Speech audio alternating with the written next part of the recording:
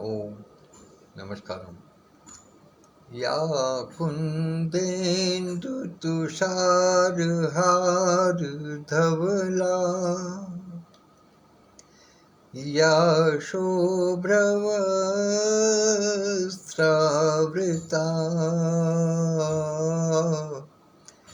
या वीणावरदण्डमण्डितकरा या श्वेतपद्मासना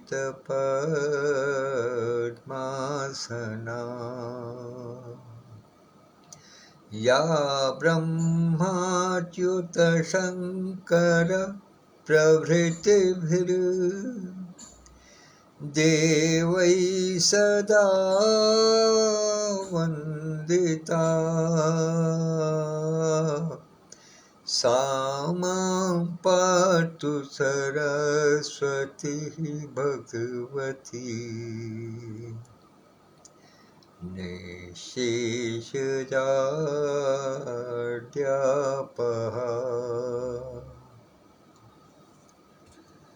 निःशेषजाड्यापहा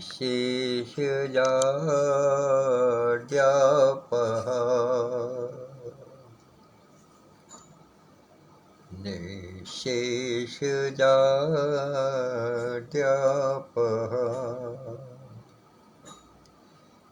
माता वीणा पाणी के चरणों में नमन करते हुए आज की शंख का प्रारंभ करता हूँ।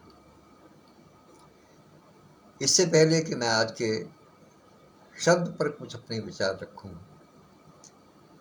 इस परिवार के सभी परिजनों की सुख समृद्धि संपन्नता और स्वास्थ्य की कामना करता हूँ। आज का शब्द है अवतरण।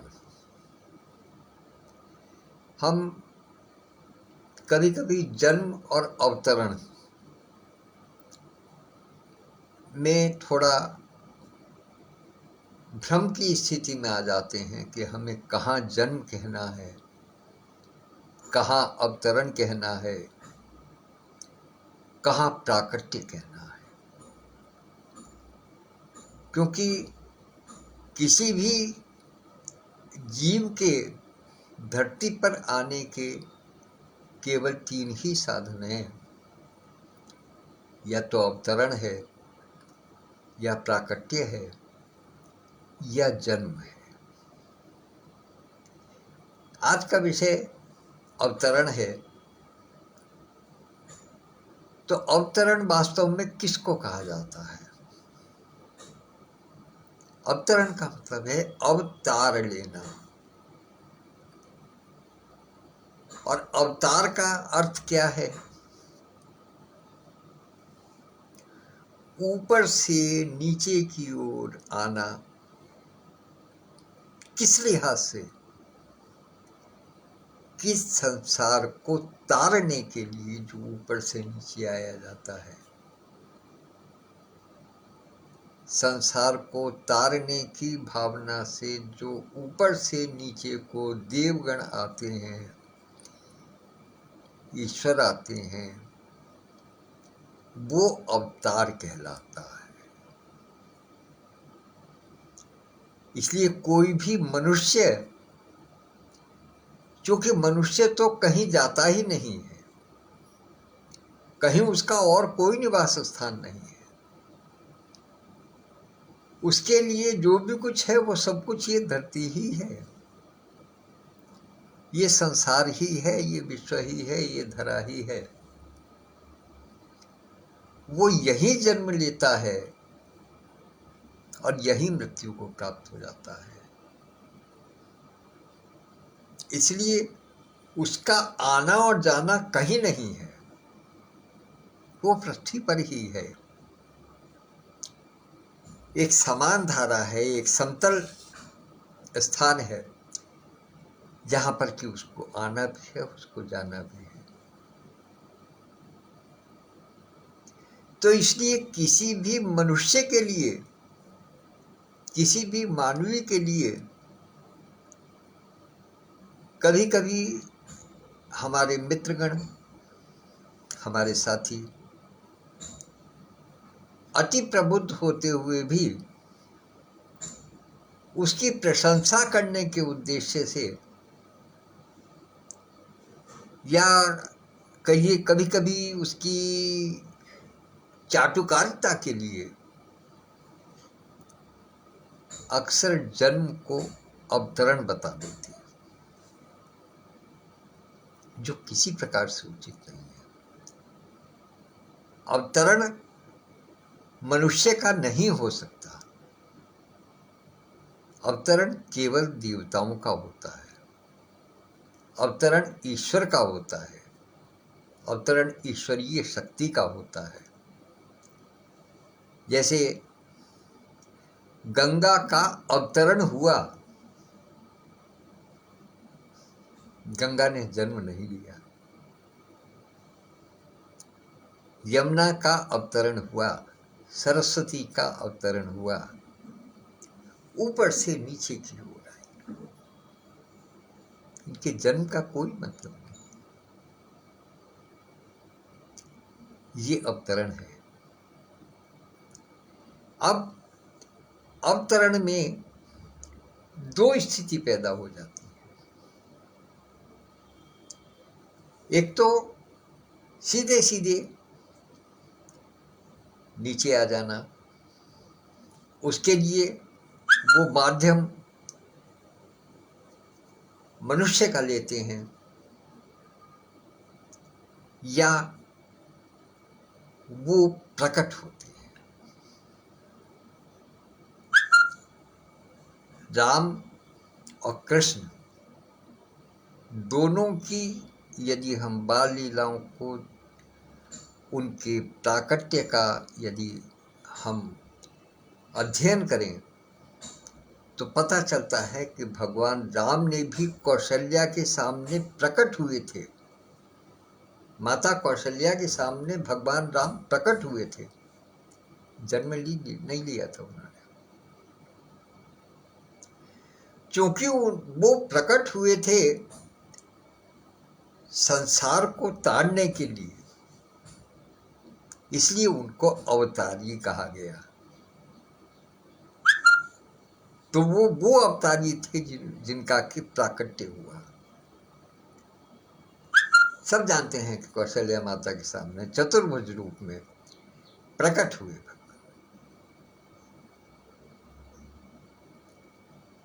तो इसलिए वो प्राकट्य था, वो अवतरण था, वो अवतारी पुरुष थे। इसी प्रकार से कृष्ण भी कारागृह में प्राकट्य हुआ था उनका। बताते हैं कि उसे जो रोशनदान था ऊपर, उसमें से एक दिव्य प्रकाश प्रकट हुआ, दिव्य प्रकाश आया, और उसमें भगवान कृष्ण चतुर्भुज रूप में प्रकट हुए, अपने ब्रह्म स्वरूप में प्रकट हुए। वो एक अलग विषय हो जाता है कि दोनों की माताओं ने, यानी देवकी ने और कौशल्या माता ने, जब उनको विनती की तो वो शिशु रूप में, उन्होंने शिशु के रूप में अपना शरीर धारण किया। लेकिन वो वास्तव में प्रकट ही हुए थे, उनका प्राकट्य था। उन्होंने अवतार लिया था संसार को ताड़ने के लिए, संसार को व्याधियों से मुक्त कराने के लिए, हर प्रकार की व्याधियों से त्राण देने के लिए, मुक्ति प्रदान करने के लिए। वो ऐसे विलक्षण व्यक्तित्व कहूँ, या ऐसी विलक्षण प्रतिभाओं से, विशिष्टताओं से युक्त थे कि वैसा न किसी के लिए हो पाना उनके अतिरिक्त संभव है, न अब तक हुआ है, न आगे होगा। अवतार केवल और केवल ईश्वर या देवता ही ले सकते हैं। मनुष्य केवल और केवल जन्म ही लेंगे।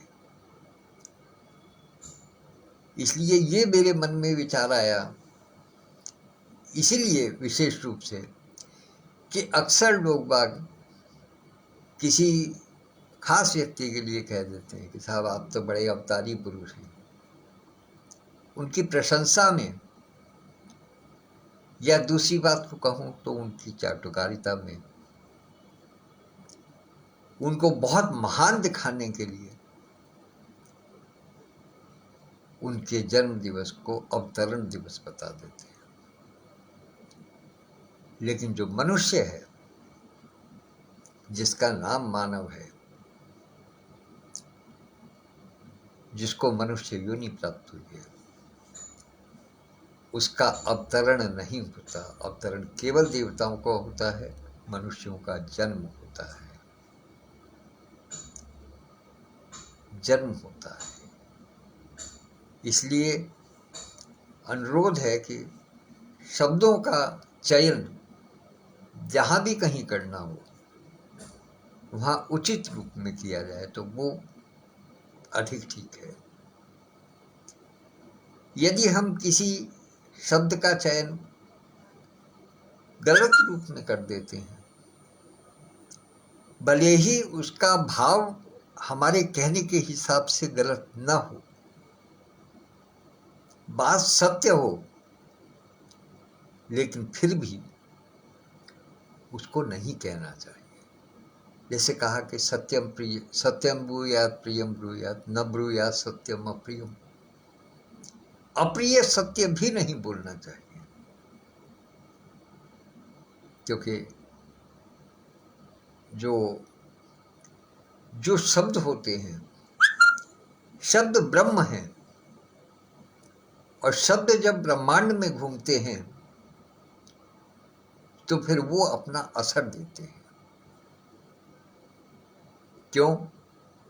आप जानते हैं कि जब वेदों का पाठ किया जाता है, वेद के श्लोक पढ़े जाते हैं, ऋचाएं पढ़ी जाती हैं,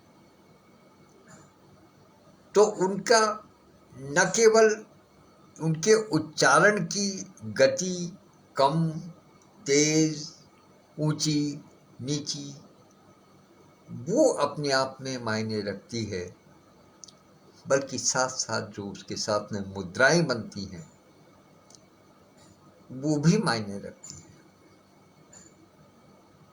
तभी तो आप जानते होंगे कि तानसेन के पास वो राग थे कि जब वो दीपक राग गाता था तो रात के अंधेरे में बुझे हुए दीपक जल जाते थे,